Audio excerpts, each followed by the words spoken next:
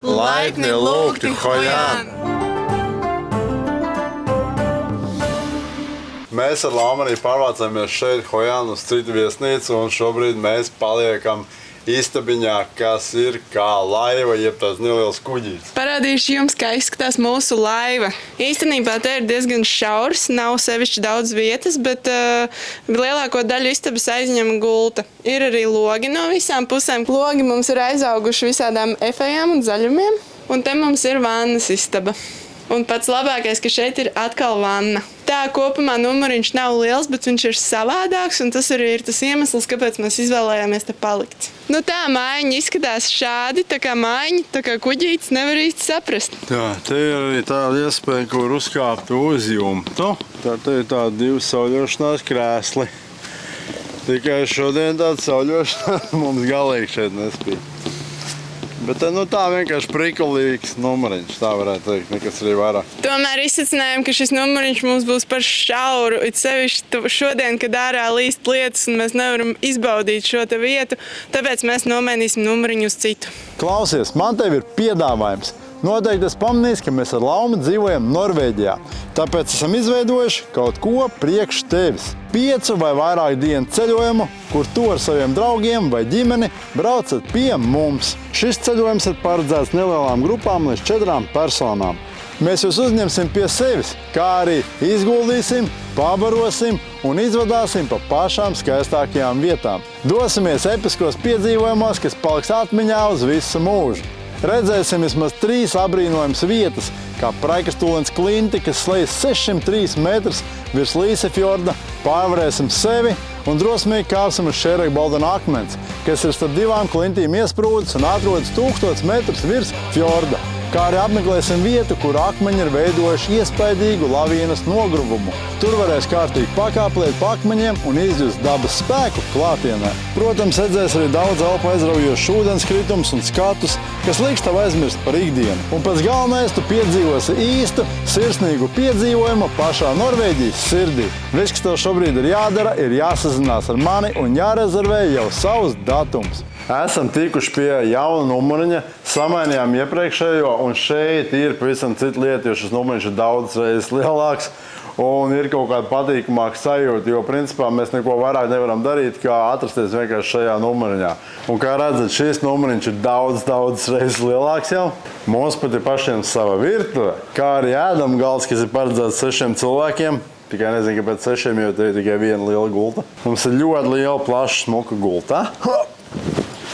Kā arī mīksta un ērta. Un īstenībā mums ļoti patīk atrasties šeit, nekā tajā iepriekšējā istabiņā, kur mēs bijām, jo plašums tomēr dod savu. Ļoti īpatnēja lieta ir tāda, ka šeit ir arī 3 balkoni. Un viens pirmais balkons ir šeit, kas ir vienkārši tā kā balkons, kur tu var iziet ārā un pastīties uz dīķi. Kā arī mums ir otrais balkons, kur laikam paredzēts ir tā kā vienkārši atpūsties, čilot ārā. Jo ir gulta. Kā arī 3. balkons paredzēts vienkārši, kur dzert tēju. Kā arī mums pat šeit ir vanna. Principā viss tas, ko arī vajag. Katrā ziņā mēs esam ļoti priecīgi par to, ka mēs samainījām uz šo te numuriņu. Lai vai cik dīvaini tas nebūtu, bet mēs ar Laumu atbraucam ar bifeli. Un tādā dienā, kad līs lietus un ir ļoti mitas un slapš. Un vēl blakus kapiem tas izplatās. Čau!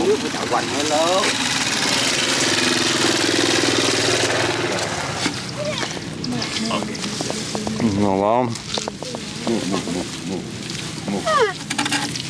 Ok. Vai cik dīvaini tas izskatītos, es pirmo reizi jāju uz govs. Tu tā kā tu iztēlojies?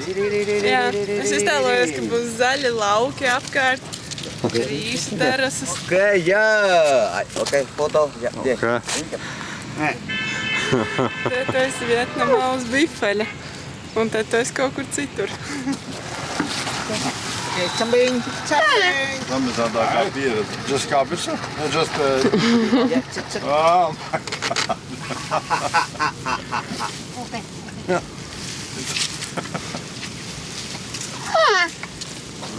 Es nezinu, kāpēc tas vispār jādara.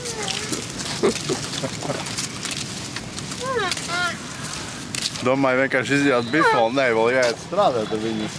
hàng nó hơi câu nó không xuống. Dạ, ok. Tā nekāda loņošana nebūs. Kādam tie rīsi ir jāaudzē.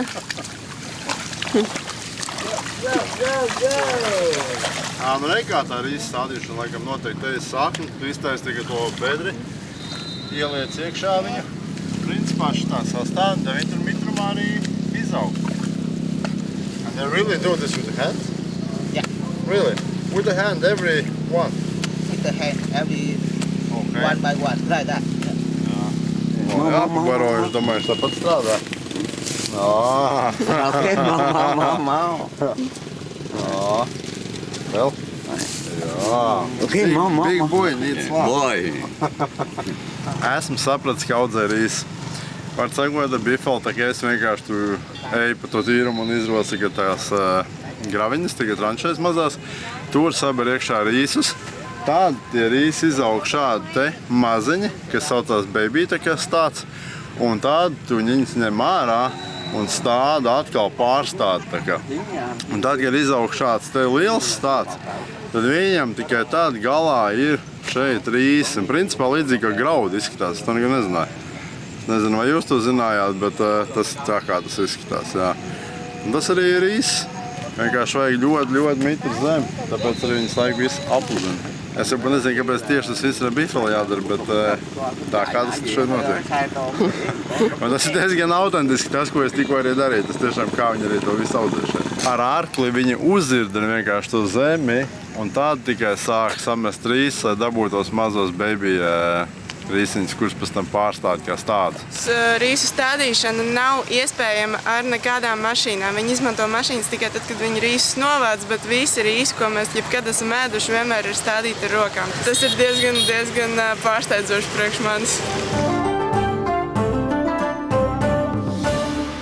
Izbrauksim ar kokosriekstu laiviņu un arī uztaisīsim vietnamiešu kafiju. Tās ir laiviņas, ko izmanto vietējie zvejnieki. Mēs arī redzēsim, kā viņi met zvejas tīklus upē un arī paši šīs laiviņās griežās.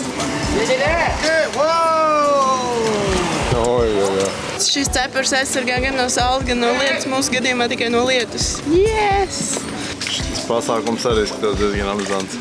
Mums beig iestrēs laivas vadītājs, viņš dzied tik pa laikam, tāds ļoti priecīgs. Oh, hello. Coconut tea. Coconut tea, ok.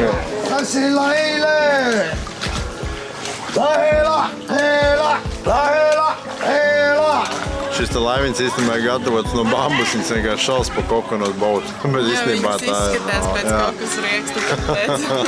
Bet ļoti smuga daba, ļoti smuga.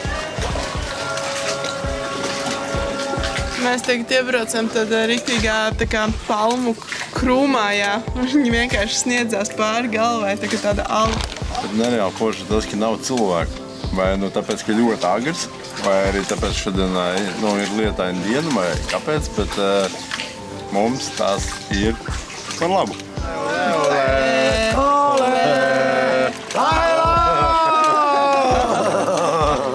Gangnam Style. Oma Gangnam Style. Kā iegriez.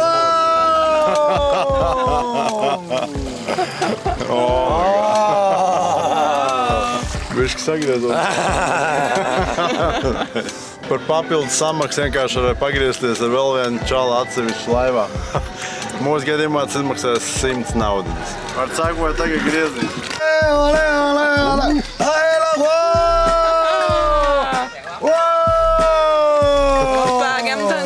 Gangnam Style. Oma Gangnam Style. Visi grib ceļot, arī tu gribi ceļot. Ar ko sākt, kur atrast informāciju? Travelmania.lv tev palīdzēs. Atrod savu ceļvedi, izplāno galamērķi un dodies piedzīvojumos. Dalies ar saviem ceļojumiem un iedvesmo citus ceļotājus. Travelmania.lv piedzīvojums ir tā vērts. Kad čalis nogādā vēl cilvēku sabrauc un medīs tīkli iekšā. Wow!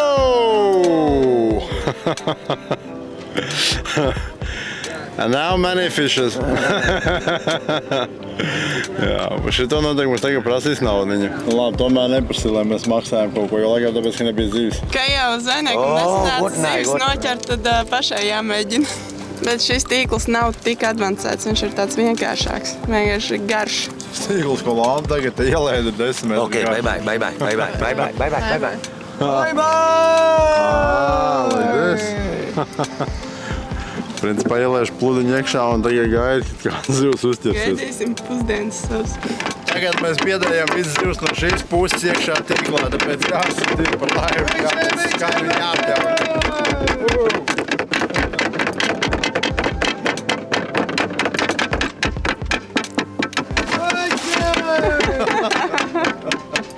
Visas zivis tagad ir satricinātas un jāizvelk ārā tīkls, lai skatītos, kas tur ir noķerts. Okay. Whoa! Fishi! Fishi? Whoa!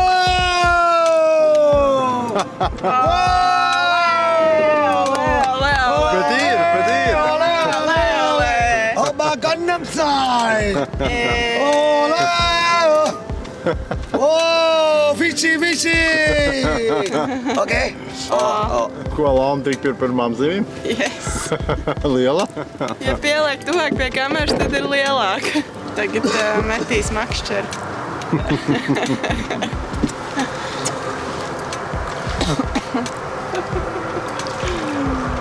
Kaut kā neķerās. Kaut kā neķerās man te. Džigu. Uz grunteni. Jālaiž uz grunteni. Pludiņu nav. Īsnībā tā makšķeri paredzēta krabiem, nevis zivīm.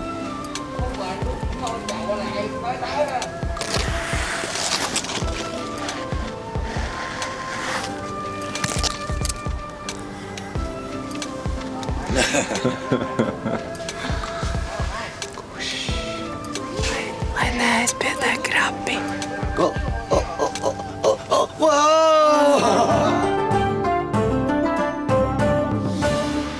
Tagad mums rādīs, kā gatavo vietnamiešu kafiju. Vietnamese coffee, so strong, Yes. and you must use filter. Okay. Yeah. Tā šādi izskatās kafijas filtrs. Sietiņš un vēl viens sietiņš. Ārprāts. Tas aromāts ir ļoti spēcīgs. Viņi arī tikko izstāstīja, ka ir divu veidu kafijas pupiņas. Vienas ir tādas, kas ir vairāk tādas ekskluzīvākas, aromātiskākas, un otras ir tādas, kas ir rūgtākas, skābākas un stiprākas. Un te ir tā kā miksiņš, kur ir septiņas daļas ar aromātiskajām un 3 daļas ar stiprajām. Kā gatavo vietnamiešu kafiju? Ieliek 5 teikarotes ar kafiju filtriņā. 3, 4, 5. Shake it. Yeah. Pakratam. Uzliekam vāciņu. Un tagad Hot. Okay, please. jā, pavisam nedaudz ūdens ir jāielej te, lai tie kafijas biezumi tā kā sasūcās ar ūdeni. Un tā uzliekam virsū. Un tagad nedaudz uzlējam arī te. Un tagad pagaidam 1 minūti. 1 minūte pagājusi un, kā redzams, viss ūdens ir absorbējies. Liekam virs krūzītes un liesam iekšā ūdeni.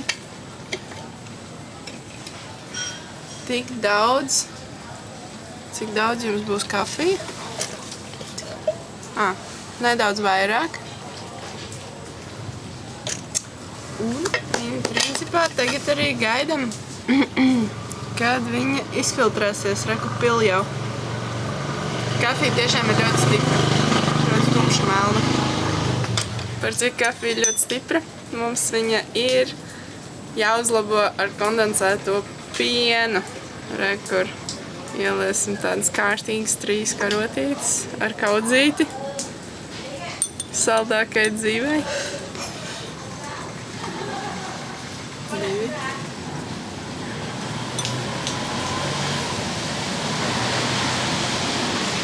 Vēl pišķi pa virs. No, she likes sweet. Jā, tā, man izskatās, ka mana kafija ir gatava, ūdens ir izfiltrējies. Un tagad es viņu liešu pa virsmu kondensētajam pienam. Un tagad samaisīsim kārtīgi. Tad viņa kļūst tāda gaiša, krēmīga, stipra un ļoti salda.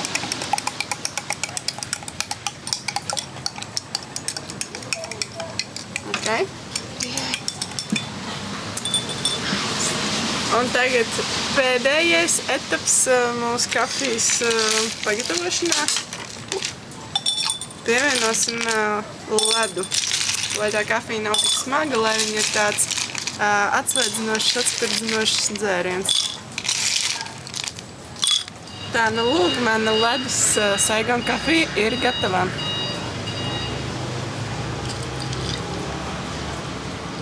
Ļoti garšīgi. Īstenībā tik laba tūra tiešām. Mēs Laumtā izsmējāmies. Viss jau tas sākās ar bifeli, protams, un arī laiva pat pa sev, kas bija. Un arī šitam sievieti, kā mums izstāstīja visu par kafiju un kā tas noteikti bija kolosāli. Kā arī mums atnes arī pusdienas šeit, kas ir kāņu laums sauc, teica? Kohlau. Kohlau, jā. Tā kā viņa tradicionālais ēdiens, nūdeļu ēdiens. Un teica, ka obligāti jāuzliek sojasmēcīt. Apkārt šeit ir, var pielikt arī nedaudz čiliju. Un iespiest arī laimu. Suliņi ir. Un tādu šo te visu tā kā vajadzētu samaisīt un ņemāt iekšā. Izskatās tiešām garšīgi. Bet šādu tūru noteikti iesakam, ja vienkārši tev vienkārši izsmiesies. Principā, jā. Ļoti lēti arī salīdzinoši. Tālāk atkal devāmies uz pilsētas centru, kur plānā bija nopirkt kādu skaistu apģērbu, jo Hanoi ir slavena visā pasaulē ar tailor shop, jeb šūšanas darbnīcām. Šeit viss notiek ātri un kvalitatīvi. Ļoti laba auduma izvēle, zīds, lins, vilna, kokvilna un kašmirs. Protams arī, ka šeit ir stipri lētākas cenas nekā Eiropā, īpaši uzvalkiem un kleitām. Palielam šī ir arī ļoti laba vieta, kur tikt pie jauna un forša apģērba. Rēka, piemēram, šādi visādi klandošie zīdu tērpi. Ļoti skaists, ļoti kvalitatīvs audums. Tas tiešām ir zīds. Un es, piemēram, tikko nopirku šo zīda kleitu apmēram par 30 eiro. Man ļoti patikās.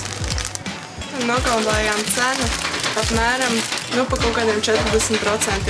Tā ka cenas vienmēr ir jārunā. Te tiešām var nopirkt ļoti smukas lietiņas un ļoti lēti. Atradām vietiņu, kas pasniedz ļoti skaistu ēdienu, ļoti skaistas kafijas. Pastieties par visu padomāts. Kafijai ir rokturītes, kafijai ir smuks salmiņš, viņa ir skaisti nodekorēta. Un rekur man ir arī smūtiju bļodiņi. Smūtiju bļodiņi vienkārši tīki jauka, viss tā, ļoti skaisti, ārkārtīgi estētisks ēdiens. Mums tikko Annas un nereāls skaisti ēdiens. Tā ka ļoti tiešām pacentušies. Mēs vienkārši tikko Laumu gājām garām pa ielu, vienkārši skatāmies ļoti daudz arī no gaiša cilvēku tieši, tiksim tā. Eiropīgi. Jā, un es saprotu arī, kāpēc. Ēdiens tiešām ir ar acīm baudāms un noteikti arī ļoti garšīgs. Reik, mums ir arī saļā kafija, atkal tik krēmīga, skaista. Un arī ļoti garšīgi. Tiešām pacentušies. Klausies, man tev ir piedāvājums. Noteikti es pamanīju, ka mēs ar Laumu dzīvojam Norvēģijā. Tāpēc esam izveidojuši kaut ko priekš tevis. 5 vai vairāk dienu ceļojumu, kur tu ar saviem draugiem vai ģimeni braucat pie mums. Šis ceļojums ir paredzēts nelielām grupām līdz 4 personām. Mēs jūs uzņemsim pie sevis, kā arī izguldīsim, pabarosim un izvadāsim pa pašām skaistākajām vietām. Dosimies episkos piedzīvojumos, kas paliks atmiņā uz visu mūžu. Redzēsim vismaz 3 abrīnojamas vietas, kā Praikastūlens klinti, kas slēdz 603 metrus virs Līsefjorda, pārvarēsim sevi un drosmīgi kāpsim uz Šērekbaldena akmens, kas ir starp 2 klintīm iesprūdis un atrodas 1000 metrus virs fjorda. Kā arī apmeklēsim vietu, kur akmeņi ir veidojuši iespaidīgu lavīnas nogruvumu. Tur varēs kārtīgi pakāplēt pa akmeņiem un izjust dabas spēku klātienē. Protams, redzēs arī daudz elpu aizraujošus ūdenskritums un skatus, kas liks tev aizmirst par ikdienu. Un pēc galvenais tu piedzīvosi īstu, sirsnīgu piedzīvojumu pašā Norvēģijas sirdī. Viss, kas tev šobrīd ir jādara, ir jāsazinās ar mani un jārezervē jau savus datums. Tātad mūsu secinājumi par Hojām. Šī noteikti ir vieta, uz kuriem būtu obligāti jābrauc, ja esat ceļojumā uz Vietnamu. Un kāpēc? Galvenokārt tāpēc, ka te ir ļoti skaista daba, kā arī pati pilsētiņa, kas ar savu seno centru iedod īpašu atmosfēru ar visām laternām, ar svecītēm, ar laiviņām, un šī atmosfēra nekur citur vēl nav redzēta. Šī vieta tiešām ir ļoti, ļoti skaista. Sevišķi, kad satumst un tad iedegās viss šīs gaismiņas. Nu, mums katrā ziņā ļoti, ļoti patīk viss, kā šeit izskatījās. Gan daba, gan arī pat pilsēta, protams. Arī ēdiens šeit ir ļoti garšīgs. Principā, ņemat ēdat, ko gribat, jums garšos. Tur bez variantiem. Kā arī masāžas šeit ir ļoti lētas un tīri labas. Man, teiksim, ļoti patīk karsto akmeņu masāžas, kas šeit ir ļoti populāras. Mums ļoti patīk atrakcijas, ko šeit apkārtnē var izdarīt, kā piemēram laivu brauciens ar kokosriekstu laiviņu un arī rīsu stādīšana ar bifeļu palīdzību. Ir īpaši Laumai patika braukt ar bifeli, tas viņai bija pati bomba. Viņa runāja par to jau, es nezinu, cik sen atpakaļ, kā es braukšu ar bifeli. Par katrā ziņā šīs visas aktivitātes, ko mēs izdarījām, bija ļoti, ļoti smieklīgas. Viņas vienkārši mums smīdināja. Jā, un visi cilvēki, ar ko mēs šodien satikāmies, bija nenormāli laipni un jauki. Šeit cilvēki kā tā ir ļoti laipni un viesmīlīgi, to tiešām var pamanīt. Principā šī ir kolosāla vieta, kur pavadīt aptuveni no 3 līdz 4 dienām. Sākam jums lielu paldies, ka esat noskatījušies tieši šo video par Hojānu, un tiekamies jau pavisam drīz citos piedzīvojumos. Nākamajā sērijā skaties, kā mums gāja Vietnamas galvaspilsētā Hanoi, ko redzējām tās traktajos tirgos un vai atradām to, ko eiropieši nepieņemtu par normu. Protams, neaizmirst uzspiest patīk, padalīties un atstāt kādu komentāru, jo šis viss ļoti palīdz šī kanāla augšanai. Un, ja esi patiesas fans, tad var mūs atbalstīt vēl vairāk, uzsaucot mūsu kafiju, izmantojot linku aprakstā zem šī video.